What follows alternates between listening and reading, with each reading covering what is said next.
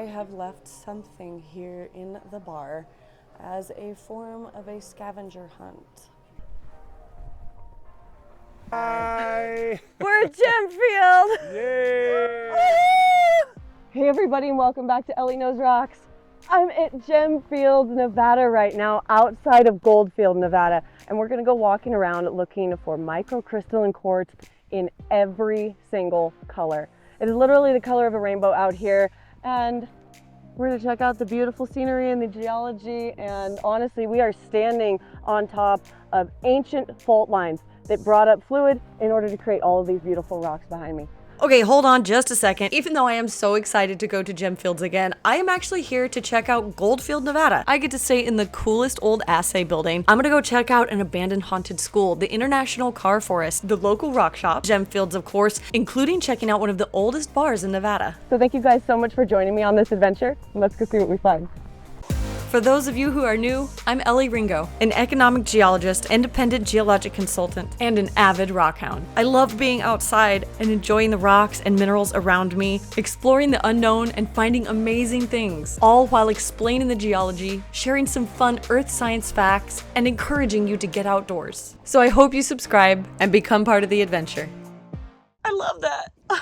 Yep, that's right. We stayed in an old assay shop, complete with a full, beautiful display of glass bottles in the window, something that Goldfield is known for. But what's really cool is you can find this assay shop for rent on Airbnb so that you can stay in the exact same one in Goldfield. Check out the short video about the assay shop listed in my description.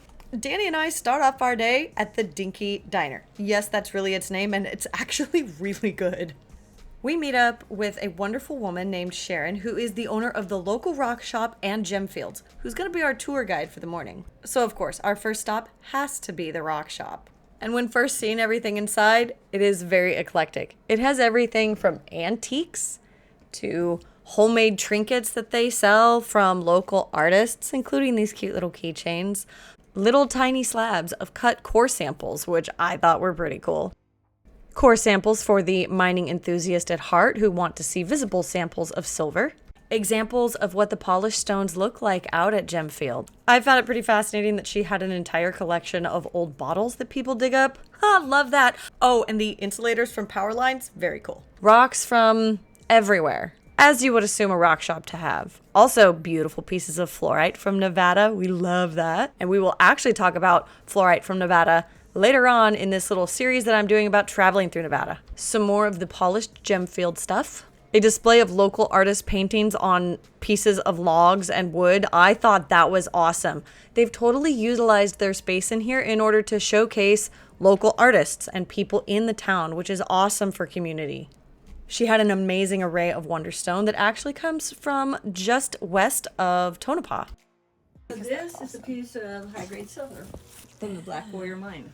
So what I do every now and then is I have somebody slice them up, make them into a little state of Nevada, polish them up, and then donate them to Belmont and the other old ghost towns for fundraising. So let me ask you if you know what this is. I don't know what that is. That's a bomb. It's a bomb. Yeah. It's a spindle bomb. That is an awesome looking bomb. Yes.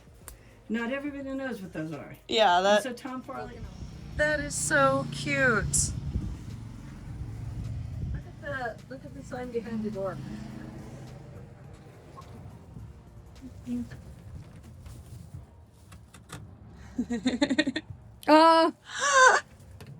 Because we found cigarette butts inside, so it's like ruby.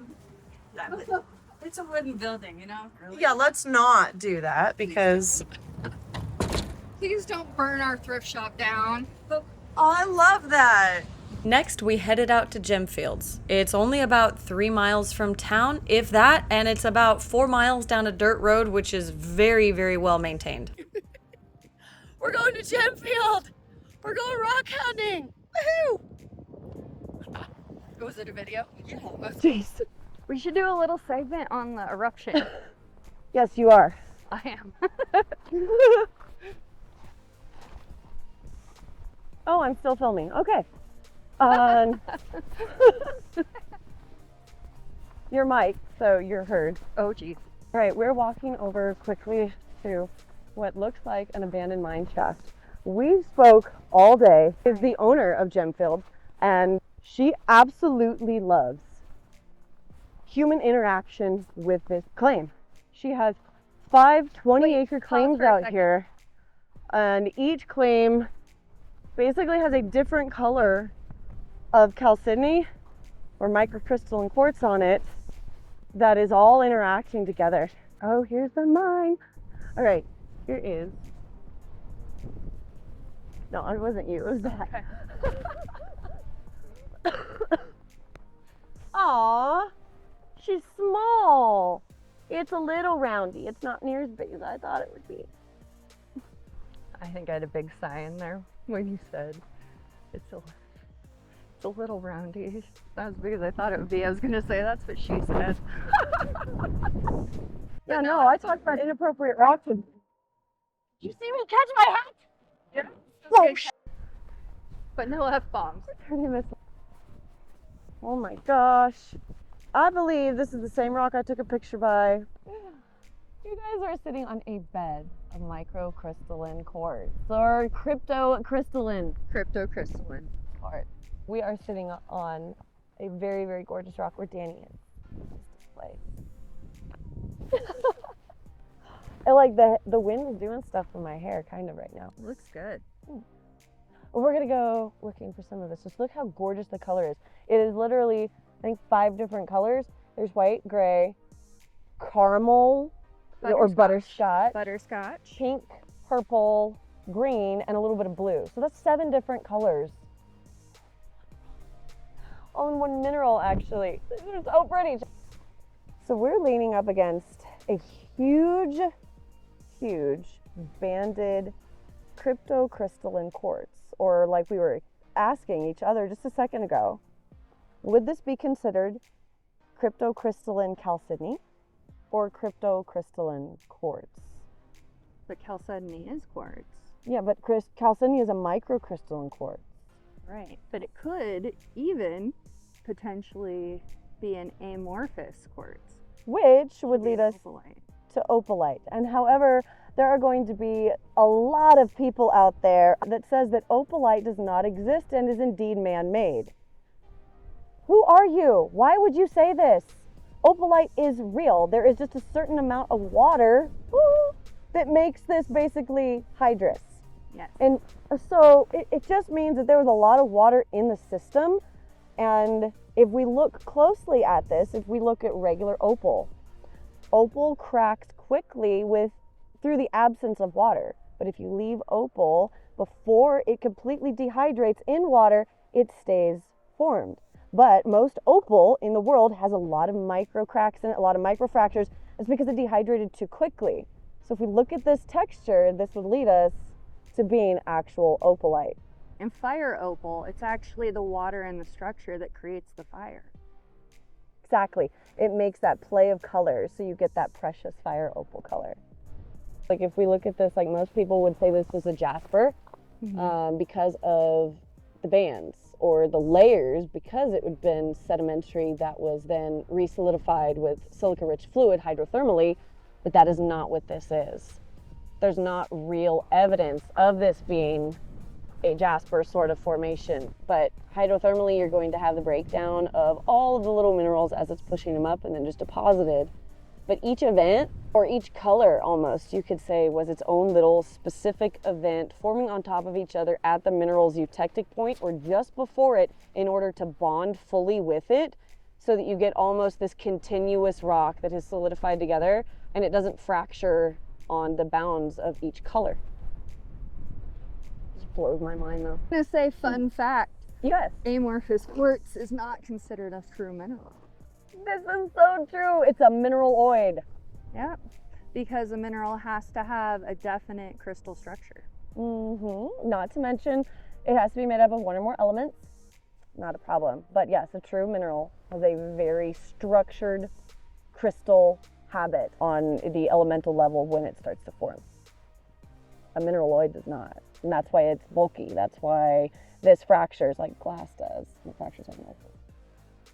This is what geologists Just a little do. debate, you know, friendly debate amongst geologists. That's right. It's not even a debate. It's like a Not really. discussion. No, No you're one's right. gonna You're win. right. It's Right, like, we're pontificating. yeah, completely. We are just talking about this together because it's fun, because normally I'm by myself. Is you don't have to have a hammer or a bunch of stuff. You can just collect off the ground. Super easy to do. Beautiful colors. It's already here for you. It's already in pieces. Unless you want like a gigantic piece, you're welcome to do that. All they ask is that you go by the honor system because they want you out here. Sharon wants you to enjoy this place and take home a beautiful slice of the Nevada desert. It's so pretty. Oh wow, there's so much going on in this. Look at that, isn't that cool? All right, so the very cool feature over here that Danny pointed out about the volcanic flows that happen in this area and the bedding down here. And since we have a volcanologist with us, we are going to be taking advantage of what she has to say. So here's Danny. Okay, so as we were walking around, we were seeing lots of volcanics. And if you look up there at the top of the hill, you can see that more cliff forming layer. And that is a piece of tuff, or it's volcanic ash from a very, very large eruption. And when it's more indurated like that or more held together, that's because it was hotter when it was deposited than the rest of the material below it. So beneath that is also ash, but it wasn't as hot, so it's kind of forming that slope and raveling down.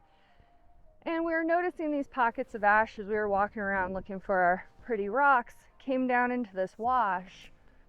And what we have down here is really cool because we know, because of this feature here, this channel or this gully was here prior to that eruption. And when I saw this unit here, if you look at it, so we have some pretty indurated material and you have lots of rock fragments and some larger pumice pieces in it. And so what this is this is a base of a PDC, or a pyroclastic density current. And what happened was when there was this eruption, this hot cloud rushed down this valley and filled it in, and this was the very base unit. But then when we look behind us, we can see some other really cool features, specifically where we see this bedding right in here.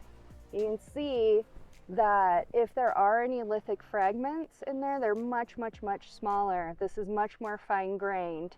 This right here is more coarser grained than the material above it, but it is more coarse grained than what we were looking at down there in the gully. So what we see, or what we can glean from this, is that there was a PDC that came down here. That was the base of the unit. And then up here, this was the top of that explosion, or that PDC. Then above it, we have much more coarse material again. Like this is all rocky, huge pieces of pumice. So this was actually a separate eruption, but more likely probably another explosion in the same eruptive phase. And then we can see that moving upward and finding upward again. And who knows, maybe there was another eruptive phase above it that's been eroded away, but we can at least clearly see that there were two explosive phases down here in this one gully. This whole geologic area kind of bound this little basin right here, like two main faults. One that runs this way, and you can see it cut through the mountain. You can see it cut there again, over that direction. And you can also see it, a completely different fault, cutting this whole line over here. So it's like slicing through the rock almost. It's very difficult to describe. I will put up a little caption so that people can see and put point outs. But what is really neat about it is as we're walking along, this is Bullseye, Chalcedony. we keep walking, you have some kind of messy looking stuff. Almost like it shouldn't be there. Get some really red stuff. And then this is where it gets real interesting. Is you have like a bright red opalite with some purple over Chalcedony. This is due to tectonic activity. This is because fault action. Yeah. And I think this is the down, like, I think this is the foot wall and this is the hanging wall. but it's a normal fault that way. So I fall over. I want to demonstrate that. Yeah. And then as we're looking at this here, you can see a definite tilt in the rock to, as evidence of like showing that that's what's going on. You checking it out? All this here, and it's just jumbled up. Like you can see that all of this stuff has been kind of almost torn to bits too.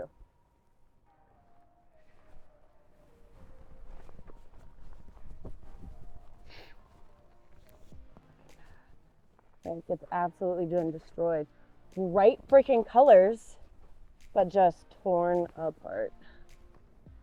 That's what faults do though. But they also bring up like amazing shapes and colors and oh my gosh, that's so pretty.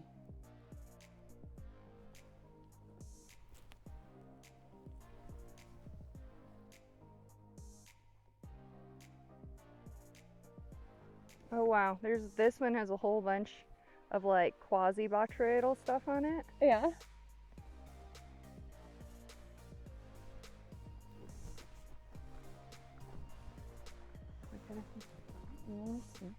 Well, yeah, it's got like 3 or 4 colors going on. Just so many textural swirls. I'm gonna come look.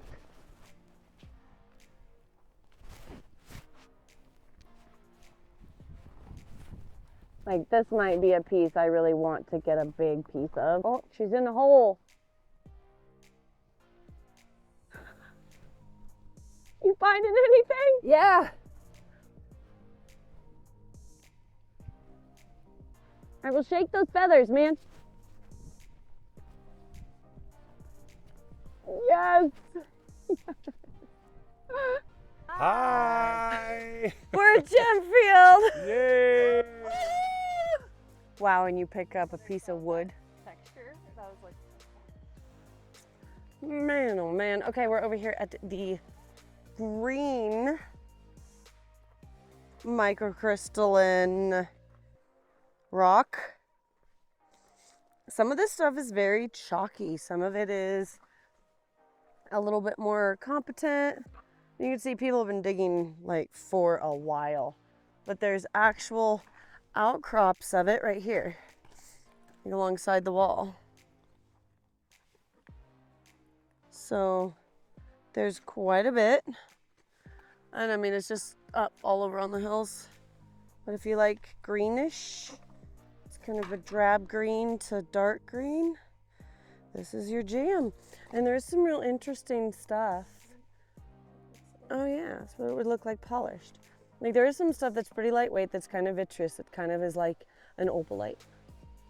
But this area in particular is just all green. So tons of chromium in the system to make it green. This one's awesome. This has got like 3 different colors of green, like an olive green in the middle, really dark, almost black green on the outside of the olive green, little round eyes, and then just a base green. It's really bizarre color, but it's cool. Oh, look at this one. This looks like an avocado. Look. Oh, that's very cool. I like to see if that's some texture in there. Oh, that's like that green opalite. Oh, look at this. I know this is probably not the color people want, but, No, but it'd be. I think it's interesting. Ooh. I am so thirsty again. Oh, okay, this is a cool stripey. This is like a gray-brown stripey in the green, like the opalite. Yes. Oh, that's beautiful. Isn't that cool? I love that one. That's a good one.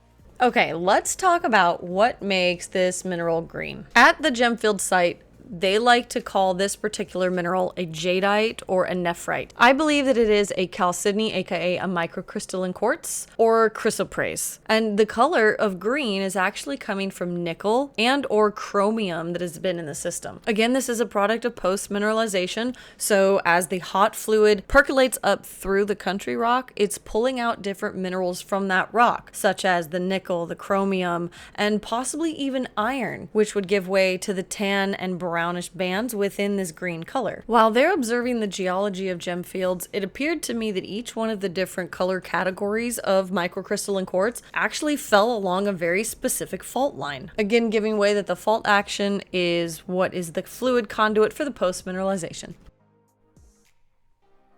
Wait, I see a rock. I see lots of rocks. Multicolors of green. I think I got a good big green one though.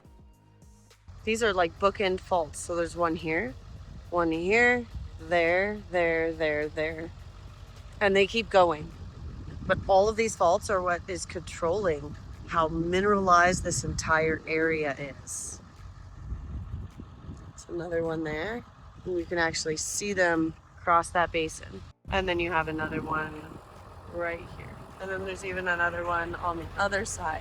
Isn't that amazing? Faults are a very important part of secondary mineralization. Faults allow for a fluid conduit to be present. What I mean by that is faults break up the ground through action of movement and present easy access for hot fluid to rise to the surface. All the while, this mantle-driven hot fluid is pushing up through the country rock, dissolving minerals that then place it inside of the silica-rich fluid, also known as microcrystalline quartz.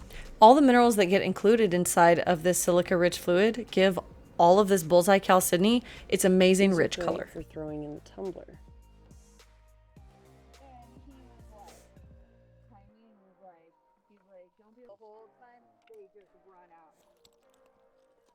The inverted heart, look.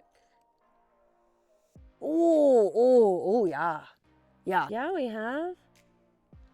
Okay. Team Good Time meets never-ending desert life at the moment. Ooh, look at that. Oh. Wow, look at that. That's awesome looking. I need one that's in the inappropriate rock shape.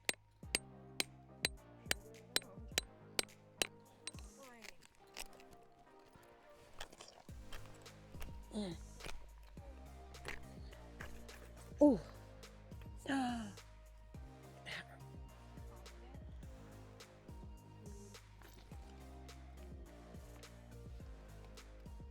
Oh my gosh, you guys, look.